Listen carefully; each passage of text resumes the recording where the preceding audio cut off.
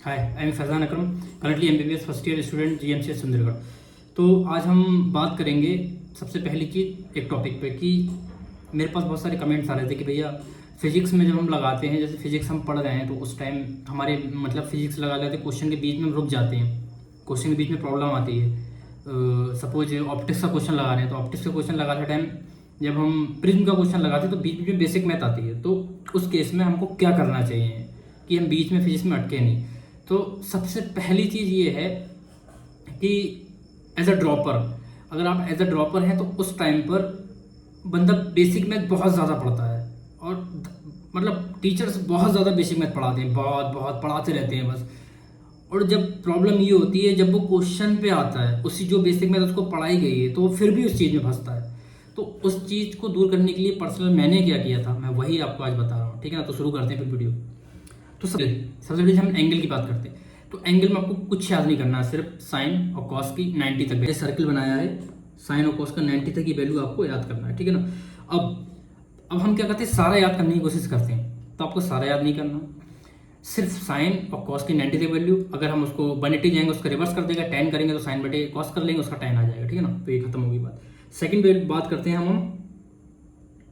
Negative, जैसे Sai minus theta, sine pi plus theta, cos pi minus theta, cos pi plus theta.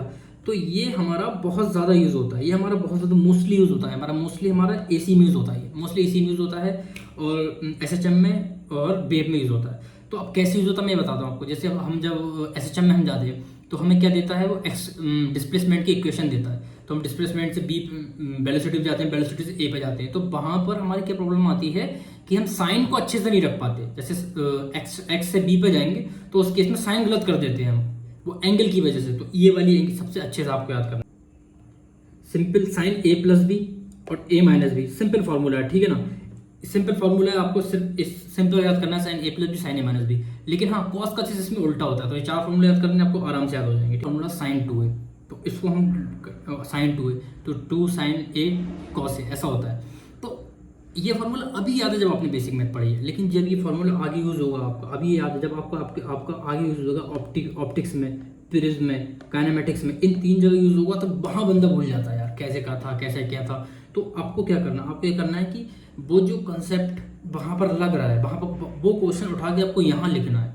इससे क्या दो फायदे, आपका बेसिक मैथ का कंसेप्ट क्लियर हो जाएगा और वो जो क्वेश्चन आप वहाँ कर रहे हैं वो यहाँ भी हो जाएगा, है ना। दो जगह एक ही कंसेप्ट से दो जगह यूज हो जाएगा, ठीक है ना। इसके बाद हम डिफरेंशिएशन की बात करें। डिफरेंशिएशन में हमारा क्या है, कॉन्स्टेंट का हमारा 0 है ना, और एक फॉर्मूला y बराबर यू डॉट बी, जिसको हम कहते हैं y बराबर यू डॉट बी, ठीक है ना। तो y बराबर यू डॉट बी, तो u डी बी बटे d x and b d b बटे डी एक्स। तो इसमें क्या है, कॉन्स्टेंट में बहुत सिंपल इतना ही याद करना है, डी बटे डी एक्स साइन एक्स जो कि हमारा कॉस एक्स में चेंज होता है, डी बटे डी एक्स कॉस एक्स जो कि माइनस साइन एक्स में चेंज होता है, ठीक है ना। तो अब हम इसको कहाँ यूज करते हैं ये बताता हूँ मैं।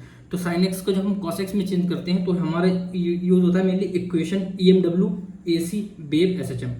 पूरा वेव SHM जो है आपका वो इसी इक्वेशन, तो साइन एक्स का होता है कॉस एक्स, ये सबको याद है। लेकिन यहाँ साइन का बहुत प्रॉब्लम होती है, तो ये आपको अब क्या करना है, आपको ये टॉपिक पढ़ना है, इसी का क्वेश्चन यहीं लिखना, आगे यहीं लिखना है, यहीं का क्वेश्चन यही इसके नीचे लिखना है, इससे दो कंसेप्ट तैयार हो जाएंगे आपके, ठीक है ना। अब हम और एक हमारा जो फार्मूला है, और हमारा एक फार्मूला जो है वो है हमारा डी बटे डी एक्स एक्स की पावर एन, एक्स की पावर एन, डी बटे डी एक्स एक्स की पावर एन। तो एन एक्स बराबर एक्स की पावर एन माइनस वन, ये बहुत अच्छे से यूज़ करना। पूरा काइनेमेटिक्स में इसका बहुत ज़्यादा यूज़ है, X to B B to A इस तरीके से हम जाते हैं तो वहाँ पर हमारा यूज़ होता है। तो एक्स का 1/x, ये हमारा फॉर्मूला बहुत इंपॉर्टेंट, log x का 1/s। क्यों, क्योंकि ये हमारा रेडियो एक्टिविटी में यूज़ होता है। या रेडियो एक्टिविटी की बात करते हैं, जब हमें वो रेडियो एक्टिविटी की वैल्यू देता है उस टाइम ये हमारा यूज़ होता है। तो हमको क्या करना है, हमको लिखना कि रेडियो एक्टिविटी का जो क्वेश्चन आप वहाँ किए हैं आपके पुराने नोट्स में, जो वहाँ क्वेश्चन होगा उस क्वेश्चन को उठा के बेसिक मैथ के कंसेप्ट में लिखना है वहीं पर। इससे क्या दो फायदे, जब आप उसको रिवाइज करेंगे तो आपका तुरंत ये कंसेप्ट भी तैयार हो जाएगा और वो कंसेप्ट भी आपका अच्छे से प्रिपेयर हो जाएगा, ठीक है ना। e की पावर x, तो e की पावर x, अब इसको हम EMI में यूज़ करते हैं, इसको हम EMI में यूज़ करते हैं। डी फाइव बटे डी एक्स जब हम वहाँ पढ़ते हैं तो हमें फ्लक्स देता है वो, लेकिन ई की फॉर्म में देता है। और जब हमको फ्लक्स वो ई की फॉर्म में देता तो उस टाइम हमें लगता है अरे यार ये ई की पावर कुछ भी वैल्यू दे देता, तो उस टाइम लगता है अरे यार ये कैसे होगा, फिर बहुत देर वहीं फंसता है इंसान। मैं भी वहीं फंसता था जब मैं प्रिपेयर कर रहा था। तो आपको क्या करना है, फिलहाल का एक क्वेश्चन उठा के इस कंसेप्ट के नीचे लिख लेना। जब आप एक क्वेश्चन उठा के इस कंसेप्ट के नीचे लिख देंगे तो आपको ये अंदाजा लग जाएगा, अच्छा वहाँ मैंने यूज़ किया था, तो आपका हो जाएगा वो, ठीक है ना।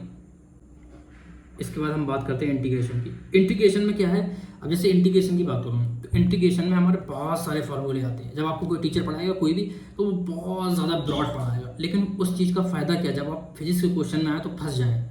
तो आपको क्या करना है, जो जो इंटीग्रेशन के मोस्ट इंपॉर्टेंट फार्मूले हैं जो भी मैंने इसमें लिखे हैं, जो सबसे ज़्यादा यूज़ होते हैं, उसको एक जगह लिखना है, और उससे रिलेटेड जो क्वेश्चन आप आगे फिजिक्स में यूज़ करते हैं हर चैप्टर में, उसमें दो दो क्वेश्चन उठा के यहाँ लिख लेना है, जिससे आपको दो कंसेप्ट एक साथ ये हो जाए। एक्स की पावर एन, तो एक्स की पावर एन प्लस वन बटे एन प्लस वन, एक काइनेमेटिक्स में यूज़ होता है हमारा, ठीक है ना। जब हम ए टू बी एक्सेलेरेशन से वेलोसिटी जाते हैं, वेलोसिटी डिस्प्लेसमेंट जाते हैं, तो वहाँ पर ये हमारा यूज़ होता है बहुत अच्छे से, ठीक है ना। नेक्स्ट फार्मूला हमारा sine x dot D x, तो इसका होता है माइनस कॉस एक्स, ठीक है ना। ये हमारा बहुत अच्छे से, इसलिए हमारा माइनस कॉस एक्स, इसका हमारा बहुत अच्छे से होता है कहाँ पर, बेब S H M E M W. क्या करना है, वहाँ से हम एस एच एम में X to B B to A जाते हैं इस तरीके से। ई एम डब्ल्यू हमारा इसका यूज़ होता है, बहुत सारी इक्वेशन दी होगी डी बटे डी एक्स, ठीक है ना, यही हमारा बेब में होता है। अब हम अगले फार्मूले की बात करते हैं, one upon X dot D X log X plus C. अब इसका यूज़ कहाँ है, मेन चीज़ है यूज़ हमारा इसका रेडियो एक्टिविटी में, ठीक है ना। रेडियो एक्टिविटी का क्वेश्चन उठा के यहाँ लिख लेना है बस, और कुछ नहीं करना आपको इससे ज़्यादा, ठीक है ना। इसके बाद हम बात करते हैं ग्राफ की। तो ग्राफ में देखो, ग्राफ में कुछ जगह ग्राफ बहुत ज़्यादा मोस्ट है, जैसे बाई बराबर M X minus C, Y बराबर M X plus C, Y बराबर एम एक्स। इसमें क्या होता है, वो काइनेमेटिक्स में क्वेश्चन देता है वेलोसिटी के, पार्टिकल यहाँ से स्टार्ट हुआ है, उसकी स्लोप नेगेटिव है, इस तरीके से। तो आपको ये ग्राफ बहुत अच्छे से याद रखना है, ठीक है ना। सबसे ज़्यादा जरूरी बाई बराबर एम एक्स, ठीक है ना। क्वेश्चन भी आया 2021 में आया है, वो ओरिजिन से जो जाता है, ठीक है ना। ये